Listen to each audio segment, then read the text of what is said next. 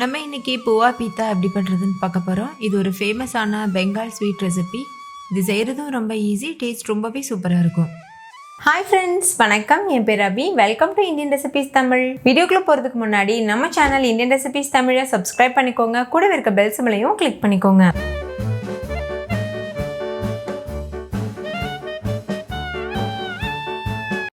First இந்த recipe பண்ணுறதுக்கு ஒரு மிக்சிங் பவுலில் 1.5 கப் அளவுக்கு கோதுமை மாவு எடுத்துக்கோங்க.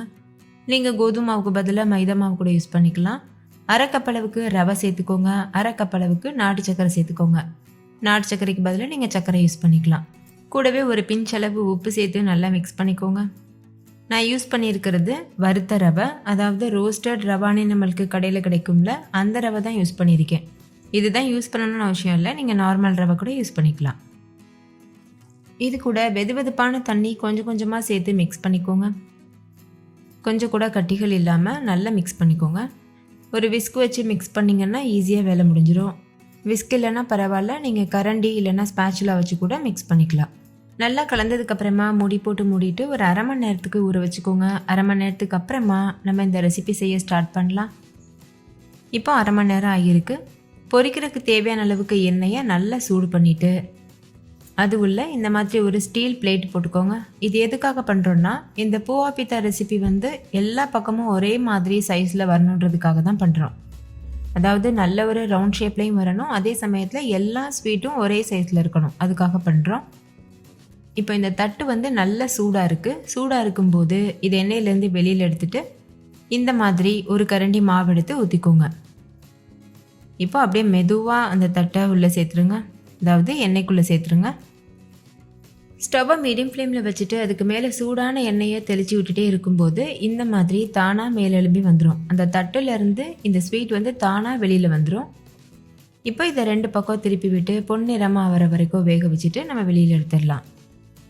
நீங்களே பாருங்கள் எவ்வளோ ஃப்ளஃபியாக பூரி மாதிரி உப்பி வந்திருக்கு. இப்போ இதை 2வது பக்கம் திருப்பி போட்டாச்சு.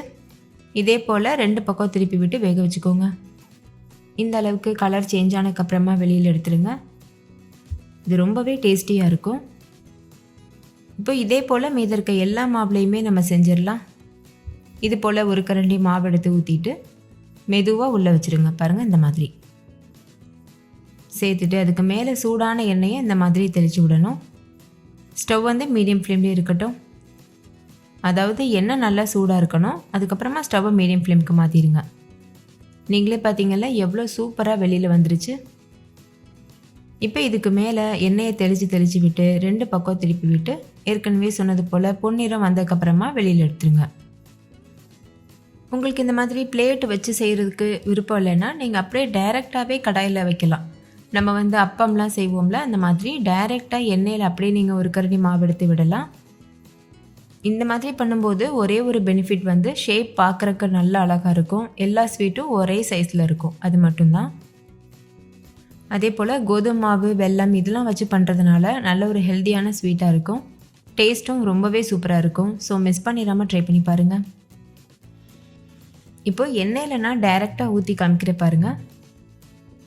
நம்ம எப்போதும் அப்பம் இதெல்லாம் செய்வோம்ல, அதே போல் டைரெக்டாக ஒரு கரண்டி மாவு எடுத்து எண்ணெயில் இந்த மாதிரி விட்டுறணும்.